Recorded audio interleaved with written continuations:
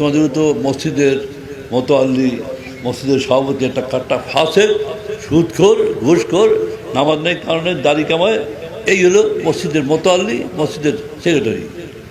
কি আছে কি নাই? কি আছে কি নাই? তা উনি কি আপনি তার সে যদি দাওয়াত দেন, আপনি যদি ইমামতি করে যদি না যান, চাকরি থাকবে? হালাকে ইমামে তো সর্বশ্রেষ্ঠ, সে তার সম্মান অনেক বেশি, কিন্তু বর্তমানে আমার ইমাম হিসাবে একটা চরম গোলাম চাকর হ্যাটসে খারাপ হয়। এই বর্তমান অবস্থায় এই তার ইজ্জতের কোনো মূল্যায়ন নেই। সে কে এই মূল্যায়ন করে না, তার কারণ ওই কারণ যিনি মোতাল্লি হবেন, মসজিদের পবিত্র জায়গা মসজিদ, এই মোতাল্লি হবে কে? হ্যাঁ, একজন আলেম, পরহেজগার, মোত্তাকি, বুজুর্গ, সে হবে মোতাল্লি, সে হবে সেক্রেটারি। আর তার পরিবেশ হলো যে নামাজ পড়ে না, রোজা রাখে না, সুদখোর, ঘুষখোর, এটি হলো মোতাল্লি। তা আপনার সুস্থ দেবে কেউ? গোলাম সাহেব আপনি কী হবেন বলেন?